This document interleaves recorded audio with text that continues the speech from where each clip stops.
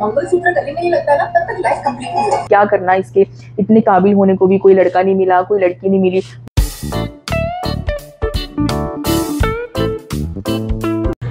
Hello everyone, welcome back to my YouTube channel. मेरा नाम है अंकिता शर्मा और मैं आ गई हूँ एक और कंपैरिजन लेके। आज मैं कंपेयर करने वाली हूँ कि जो इंडिया का शादी वाला कॉन्सेप्ट है वो अमेरिका के शादी वाले कॉन्सेप्ट से किस तरह से डिफर है, किस तरह से उसको हम डिफरेंशिएट कर सकते हैं। कुछ पॉइंट्स हैं जिसको हम डिस्कस करने वाले हैं। वीडियो बहुत इंटरेस्टिंग होने वाला है, एंड तक जरूर देखना, आपको आई एम श्योर बहुत मजा आने वाला है। तो चलिए वीडियो को शुरू करती हूँ। सबसे पहले अगर हम बात करें तो इंडिया में तो most of the time arrange marriages को ज़्यादा अच्छा माना जाता है, और वो अच्छा माना जाता है सोसाइटी की नज़र से।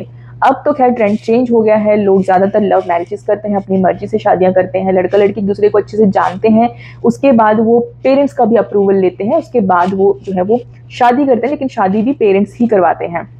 तो एक तरह से लव कम अरेंज होने लगी है, लेकिन most of the time arrange marriages जो है वो इंडिया में चलती हैं, ज़्यादा प्रेफर की जाती हैं। और माना जाता है कि जो इंडिया में शादियां होती हैं वो सिर्फ लड़का और लड़की के बीच में नहीं, बल्कि पूरी दो फैमिलीज के बीच में शादियां होती हैं, और साथ में उनके रिश्तेदार भी आप इंक्लूड जरूर करना, क्योंकि उनके बिना भी शादियां जो है वो संपन्न नहीं मानी जाती। तो ये हुई इंडिया की बात। अब अगर हम बात करें अमेरिकन मैरिज सिस्टम का, तो अमेरिका में शादी करना कोई कंपल्शन नहीं है। लड़का और लड़की एक दूसरे को अगर पसंद करते हैं, वो शादी करें ना करें, वो एक साथ रहते हैं, आराम से एक दूसरे को जानते हैं। अगर उनको कहीं लगता है कि हाँ इस पर्सन के साथ वो अपनी पूरी लाइफ जो है वो स्पेंड करना चाहते हैं, तो वो बेशक जो है वो अपनी फैमिली से इंट्रोड्यूस करते हैं। फैमिली से इंट्रोड्यूस तो वो पहले भी करा देते हैं कि हाँ this girl is my girlfriend या this guy is my boyfriend, वो फैमिली से पहले भी इंट्रोड्यूस करा देते हैं। लेकिन अगर उनको शादी भी करनी है कि हाँ हम फाइनली शादी करना चाहते हैं, वो अपने पेरेंट्स से मिलवाते ज़रूर हैं, लेकिन मिलवाने का मतलब ये नहीं होता कि वो अप्रूवल मांग रहे हैं अपने पेरेंट्स से। वो एक इन्फॉर्मेशन की तरह उनको बताते हैं कि हम इस लड़का या इस लड़की से शादी करना चाहते हैं। वहीं अगर हम बात करें तो इंडिया में अगर लड़का लड़की पसंद भी एक दूसरे को कर रहे हैं, तो उसके बाद भी जब तक फैमिली अप्रूव नहीं कर देंगी, अपनी कंफर्मेशन नहीं दे देंगी पूरे दिल से, तब तक एक शादी करना एक स्ट्रगल बन जाता है कि शादी कैसे करें तो कैसे करें। समटाइम्स तो नहीं कर पाते क्योंकि पेरेंट्स की अप्रूवल नहीं मिली, और समटाइम्स कर लेते हैं, लेकिन उसके बाद आपको पता है कि उसके बाद वो घर घर की कहानी फिर शुरू ही रहती है। तो लेकिन यूएसए में क्योंकि लड़का और लड़की अपनी मर्जी से शादी करते हैं, और वो बहुत टाइम से पहले ही अपने घर से अलग रह रहे होते हैं, उनको पेरेंट्स को सिर्फ बताना होता है कि हम लोगों को शादी करनी है, वो अप्रूवल नहीं मांगते। और क्योंकि पेरेंट्स को भी किसी भी बच्चे के साथ नहीं रहना है, ना तो लड़के के साथ रहना है ना तो लड़की के साथ रहना है। जो बहू आएगी, जो डॉटर इन लॉ बनकर आएगी, उन्होंने उसके घर पे आकर कुछ काम तो करना नहीं है। उनको कोई मतलब नहीं है कि आप किस मर्जी से शादी करो। आपने बता दी कि आपको शादी करनी है, अब आप ये भी बता देना कि आपको कहाँ पे शादी करनी है। पेरेंट्स वहाँ पे पहुँच जाते हैं। तो बेसिकली हर एक चीज़ की रिस्पॉन्सिबिलिटी, हर एक चीज़ का डिसीजन लड़का और लड़की अपने आप में लेते हैं। यहाँ पे फैमिलीज इन्वॉल्व नहीं होती हैं। वो मिलती ज़रूर है एक दूसरे से, लेकिन मिलना होता है एक गेस्ट की तरह। आप आते हो अपने बच्चों की जो है वो वेल विशेस के लिए, उनके लिए प्रे ज़रूर करते हो, लेकिन क्योंकि आपको उनके साथ तो रहना नहीं है, आपको उनके साथ टाइम नहीं स्पेंड करना है, तो आपको कोई फ़र्क नहीं पड़ता कि वो शादी किसके साथ कर रहे हैं या किसके साथ रिश्तेदारी जुड़ रही है। आप ये भी कह सकते हो अगर हम इंडियन लैंग्वेज में बात करें। और इसके बाद जो इंडिया की शादियां होती हैं, आपको पता है कि लोग जितना ज़्यादा हो सके, पेरेंट्स का शायद पूरी ज़िंदगी का एक एम बन जाता है कि अपने बच्चों की अच्छे से और धूमधाम से शादियां करनी है। कोई पेरेंट्स अपने बच्चों की शादियों में कमी नहीं रखना चाहता, वो अपनी पूरी ज़िंदगी की कमाई लगाते हैं अपने बच्चों की शादियों पे। बेसिकली अगर मैं बात करूँ तो इंडिया में जो पेरेंट्स होते हैं, जिस दिन से वो पेरेंट्स बनते हैं उस दिन से उनकी रिस्पॉन्सिबिलिटीज़ बढ़ती ही जाती हैं, वो कम नहीं होती हैं।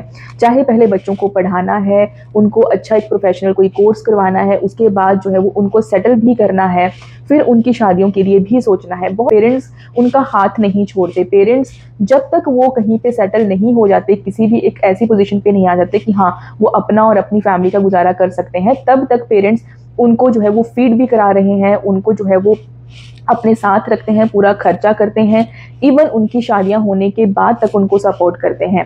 लेकिन फिर भी जो पेरेंट्स होते हैं वो पूरी कोशिश करते हैं कि उनकी जो शादी है वो एक यादगार शादी बने, कोई भी कमी कहीं से ना रह जाए।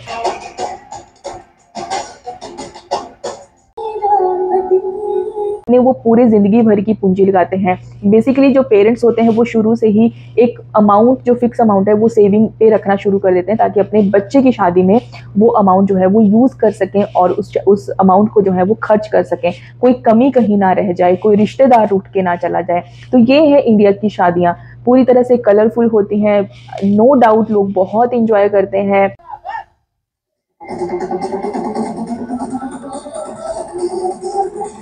गेस्टों को कितना पसंद आता है आप इस भीड़ के हिसाब से देख सकते हैं। पंचरत्न ऑल अबाउट खाना पीना और किसी को कोई कमी ना रह जाए, हर एक चीज़ का ध्यान रखना है। लड़की है अच्छे से उसको ज्वेलरी देनी है, बहू आ रही है उसको ज्वेलरी देनी है। लड़का ये ना बोले कि आपने मेरी शादी में कोई खर्चा नहीं किया, लड़की ये ना बोले कि आपने तो मुझे कुछ दिया ही नहीं है। तो हर तरह से ना जो पेरेंट्स होते हैं वो पूरी कोशिश करते हैं कि कहीं से कोई कमी ना रह जाए। अब अगर आ जाते हैं आप यूएसए की शादियों पे, यूएसए में क्योंकि लड़का और लड़की ने आपस में डिसाइड किया इनको शादी करनी है, तो वो ही खुद खर्चा करेंगे। कोई पेरेंट्स जो है वो खुद से अपने बच्चों की शादी का एम लेकर सेविंग नहीं कर रहा है अपनी पूरी लाइफ में कि हाँ उसको अपने बच्चों की शादी करानी है जब उसके बच्चे उस सर्टेन एज में आ जाएंगे। ना तो उनको बहू के आने की एक्साइटमेंट है, ना तो उनको बेटी को विदा करने की एक्साइटमेंट है। उनको सिर्फ इतना पता है कि उनको इनवाइट किया गया है कि शादी में आपको आना है, तो वो एक गेस्ट की तरह ही अपीयरेंस देते हैं। यहाँ पे बात ये नहीं है कि पेरेंट्स सपोर्ट नहीं करते। अगर किसी बच्चे को ज़रूरत है, और अगर कोई, सबसे ज़्यादा इंपॉर्टेंट यहाँ पे चीज़ है, अगर कोई पेरेंट उस लायक है कि उसके पास उतनी सेविंग है और वो खुशी से अपने बच्चे की शादी में स्पेंड करना चाहता है, वो करता भी है, ऐसी बात नहीं है। लेकिन यहाँ का जो ट्रेंड है वो ये है, या आप कल्चरल जो इफेक्ट है वो आप ये बोल सकते हो कि कोई भी पेरेंट अपने बच्चों की शादियों का कोई ड्रीम नहीं देखता कि मेरे बच्चों की शादियां होंगी, घर पे बहू आएगी, दामाद आएगा, उसको ये देना है, उसको वो देना है, या इतने लोगों की गैदरिंग करनी है, उनको खाना पिलाना है। पेरेंट्स की रिस्पॉन्सिबिलिटी नहीं होती कि बच्चों की शादियां करना है। बच्चे का अपना खुद का मन है तो वो शादी करेगा, और दोनों जो लड़का लड़की है वो इक्वल अमाउंट जो है वो स्पेंड करेंगे अपनी शादी में। लड़का लड़की अपना खर्चा करेंगे, जितनी उनकी कैपेसिटी होगी, जितना उन्होंने कमाया है अभी तक, उस अमाउंट को जो है वो स्पेंड करेंगे अपनी शादी के लिए। यहाँ पे अगर आप 150-200 की गैदरिंग भी कर लेते हो अपनी शादी में, वो एक बिग मैरिज मानी जाती है कि काफ़ी बड़ी शादी आपने करी, आपने अपने फ्रेंड्स, अपने क्लोज फ्रेंड्स को बुलाया, अपने जो है वो थोड़े से जो भी आपके नोन है उनको बुलाया। वहीं पे अगर इंडिया में आपको पता है 150-200 तो मिनिमम गेस्ट माने जाते हैं शादियों में।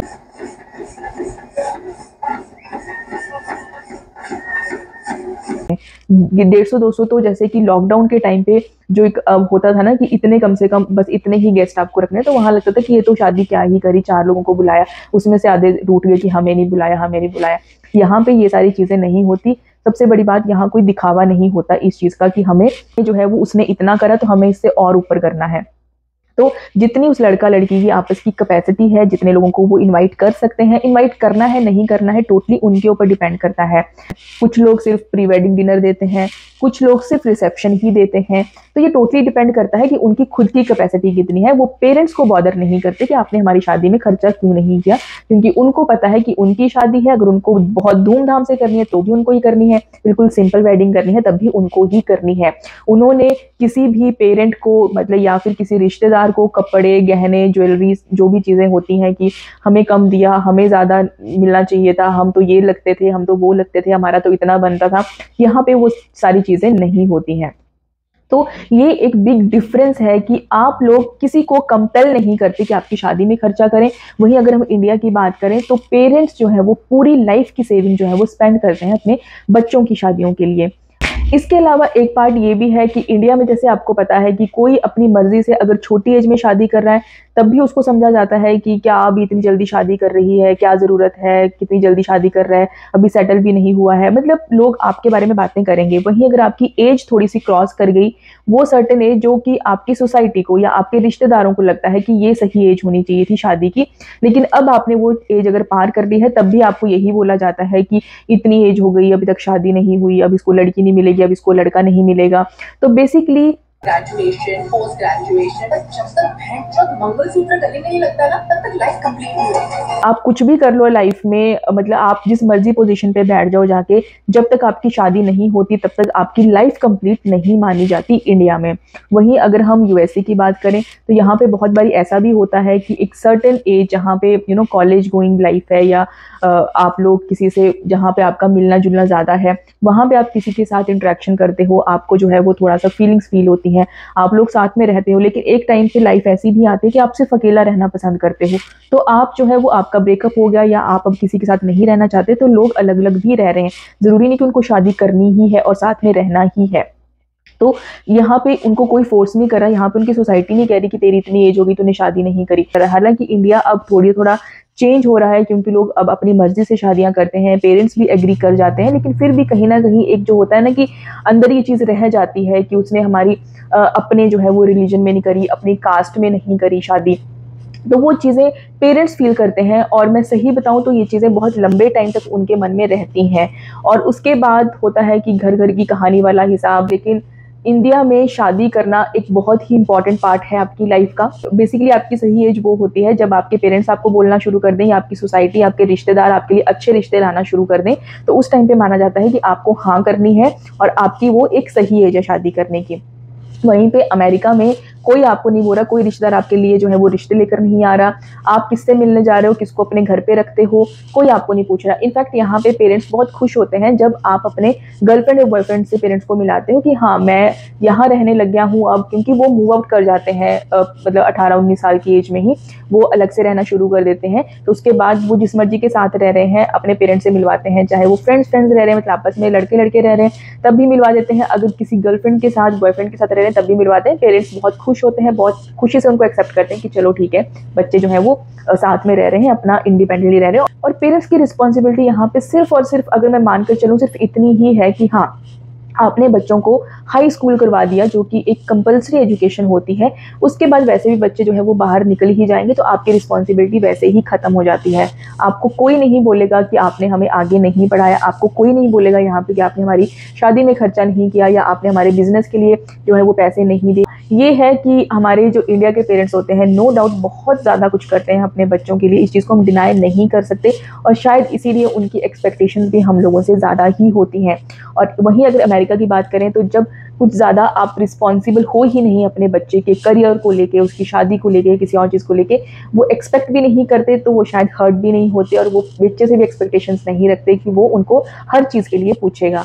तो आई होप आपको वीडियो थोड़ी सी यूजफुल, या यूँ कह लो थोड़ा सा आपको आइडिया लगा होगा कि क्या कल्चरल जो है वो डिफरेंसेस हैं इन दोनों कंट्रीज़ में। अब आपसे मिलती हूँ नेक्स्ट वीडियो में, और आज के लिए बाय बाय।